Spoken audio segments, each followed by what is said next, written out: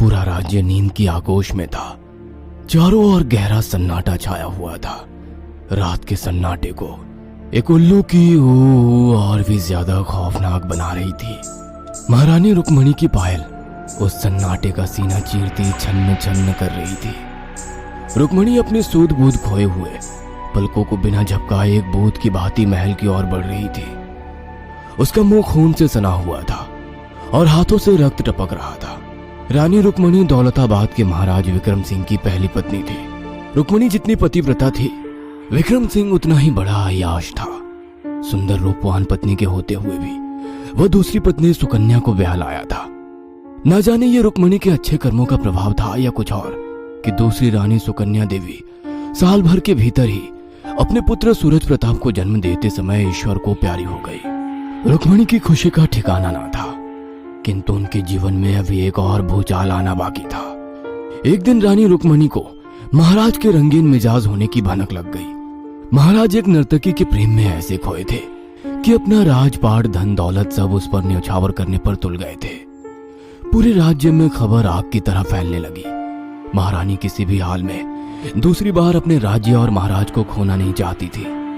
इस नर्तकी से छुटकारा पाने के लिए रुक्मणी को साम दाम दंड भेद किसी से परहेज नहीं था, किंतु वो कुछ ऐसा करना चाहती थी कि नर्तकी को उसके अंजाम तक भी पहुंचा दे और उस पर कोई आंच भी ना आने पाए। एक दिन रुक्मणी ने आधी रात गए गुप्तचर भेजकर एक तांत्रिका को बुलवाया। ये तांत्रिका काला जादू, तंत्र मंत्र और टोटकों के लिए प्रसिद्ध थी। रुक्मणी ने सारी समस्या सुनाकर तांत्रिका से इसका हल पूछा। जीवन या मृत्यु, किसी भी कीमत पर उस नर्तकी को इस राजमहल से दूर करना है। हमें अपने जीवन में एक और सुकन्या नहीं चाहिए। महाराज हमारे हैं, सिर्फ हमारे। महारानी की आग बरसती आंखें देखकर तांत्रिका स्थिति की गंभीरता समझ चुकी थी। मेरे तंत्र में इतनी शक्तियां हैं महारानी कि अभीष्ट की प्राप्ति संभव है, किंतु तंत्र बलि मांगता है। बोलो, दे सकोगी? कर पाओगी इस परीक्षा को पार? जो तुम कर सकी तो मैं तुम्हें वो काली शक्तियां दूंगी कि तुम्हारे जीवन की हर विपदा टल जाएगी। महाराज के लिए मैं किसी का भी रक्त बहाने से पीछे नहीं हटूंगी।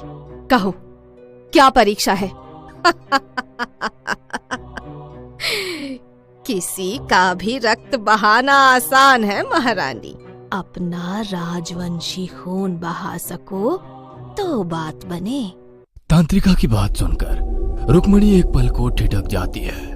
तुम कहना क्या चाहती हो? घबरा गई क्या महारानी? तुम्हारी सौतन का पुत्र सूरज, जिसे तुमने अपने पुत्र के समान पाला है, उसकी बलि देनी होगी। काली शक्तियों को प्रसन्न करने के लिए इतना तो करना ही होगा। इतना मत सोच महारानी, वो बच्चा भी तो महाराज की अय्याशी की ही देन है। यही मौका है, पीछा छुड़ा लो उस गंदे खून से। इतना कहकर तांत्रिका लौट जाती है। 2 दिन बाद अमावस्या की गहरी रात में रुक्मणी शिशु सूरज प्रताप को आंचल में छिपाए तांत्रिका के बताए स्थान पर पहुंच गई थी। तांत्रिका ने पहले ही विधि संपन्न करने की तैयारी की हुई थी। रुक्मणी के हाथों उसने यज्ञ प्रज्वलित करवाया और तंत्र मंत्र की विधि शुरू कर दी। तांत्रिका आंखें बंद करके अपना सर गोल गोल घुमाने लगी। एकाएक कुत्तों के रोने की भयानक आवाजें आने लगी। लगता था मानो 50 कुत्ते एक साथ रो रहे हो। यज्ञ से उठता धुआं, तांत्रिका के मुंह से निकलते मंत्र और कुत्तों के रोने की आवाजें, यह सब इतना भयानक था कि किसी भी सामान्य व्यक्ति की डर से घेकी बंध जाए। किंतु महारानी पर ना जाने क्या धुन सवार था कि उन्हें डर का एहसास ही नहीं हो रहा था। मंत्रों के जाप के बाद तांत्रिका ने उन्हें नन्हे सूरज प्रताप के रक्त से यज्ञ में आहुति दे दी। विधि संपन्न हुई महारानी। अब ये रक्त प्रसाद रूप में ग्रहण करो, इससे ये साधना संपूर्ण हो जाएगी। रुक्मणी पर खून सवार था, मति भ्रष्ट हो चुकी थी। उसने यंत्रबद्ध खून की कुछ बूंदें अपनी हथेलियों से समेटकर मुंह में भर ली। रुक्मणी को अंदाजा नहीं था कि वह कैसा पौशाचिक कार्य कर रही है। काली शक्तियां आपके तप से प्रसन्न हुई महारानी। मैं आपको एक काली शक्ति दे रही हूँ। ये रक्त पिपासु काली शक्ति है। इसे आपको गहरे पानी में कैद रखना होगा। समय आने पर आप इसे जागृत कर सकती हैं। इसे जागृत करने की तंत्र विधि मैं आपको समझा दूंगी। अगर इसे आजाद छोड़ दिया तो ये विनाश कर देगी। महारानी ने काफी सोच विचार करने के बाद अपने किले की बावड़ी में उस काली शक्ति को कैद करने की सहमति दे दी। अमावस्या की उस काली रात को रुक्मणी और तांत्रिका ने काली शक्तियों का आवाहन किया और तंत्र मंत्र के प्रभाव से बावड़ी के जल में रूहानी ताकत को स्थापित कर दिया। ये बावड़ी महारानी स्नान आदि के लिए उपयोग करती थी।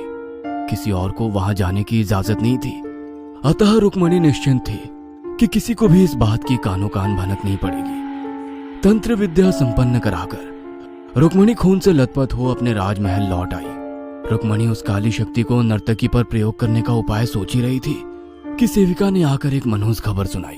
बुरी खबर है महारानी साहब, महाराज उस नर्तकी को ब्याह लाए हैं। रुक्मणी को गहरा आघात लगा था। वह चोट खाई नागिन की तरह बस एक अवसर की तलाश में थी। अब वो नर्तकी भी किले में ही रहने लगी थी। महारानी से वैर निकालने के उद्देश्य से एक दिन नर्तकी ने महाराज से बावड़ी उपहार स्वरूप मांग ली। महाराज उसके प्रेम में इतने मग्न थे कि उन्होंने भी तुरंत सहमति दे डाली।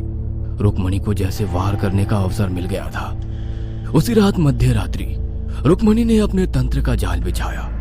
ओम ह्रीं क्लीं चामुंडाय विचे जैसे मंत्र गूंजने लगे और महारानी रुक्मणी ने अपनी तंत्र विद्या का वाहन करके नकारात्मक शक्ति को जागृत कर दिया। अगले दिन जब नर्तकी बावड़ी में स्नान करने के लिए गई तो उसे कुछ असामान्य सा महसूस हुआ। स्नान करते हुए उसकी नजर पानी पर गई तो उसका खून जम गया। वो पानी नीला नहीं लाल था। डर से नर्तकी की धड़कनें बढ़ने लगी। तभी उसकी नजर जल में अपनी परछाई पर पड़ी। वह डर से चीख उठी थी। पानी में एक नहीं दो परछाइयां दिखाई पड़ रही थी। अचानक चारों ओर अंधेरा घिर आया और एक भयानक हंसी की आवाज गूंजने लगी। बावड़ी तक पहुंचने वाली सीढ़ियों पर अचानक किसी के चढ़ने उतरने की आवाजें सुनाई देने लगी।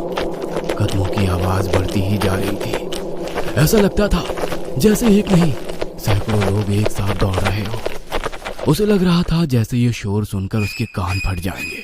नर्तकी ने चीखकर अपने कान बंद कर लिए।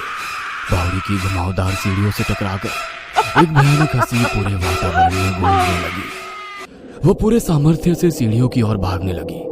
सीढ़ियां चढ़ते चढ़ते उसकी सांस फूल रही थी। सीढ़ियां चढ़ते चढ़ते वो इतनी बेसुध हो गई थी कि उसके अंदर चीखने की भी ताकत नहीं बची थी। अचानक एक बड़ी सी परछाई के जोरदार धक्के से वह गहरे पानी में आ गिरी। उसकी चीखें उसके मुंह में ही घुट गई थी। आंखें बाहर निकल आई थी और वो गहरे पानी में तली को स्पर्श कर रही थी। उसके शरीर का कतरा कतरा खून चूस लेने के बाद उस काली शक्ति की भूख शांत हो गई थी। अब नर्तकी का मृत शरीर जल के ऊपरी सतह पर तैरने लगा था। नर्तकी की मौत की खबर सुनकर महारानी रुक्मणी फूली नहीं समा रही थी। रुक्मणी को लग रहा था जैसे अब उसके जीवन में चिंता की कोई वजह ही नहीं बची है। एक दिन संध्या वेला में उन्हें स्नान करने का मन हुआ। अपनी प्रिय बावड़ी को देखने और धन्यवाद देने के लिए मन ही मन प्रसन्न होती वह बावड़ी जा पहुंची। किंतु ये काली शक्ति रुक्मणी के अनुमान से कहीं ज्यादा शक्तिशाली थी।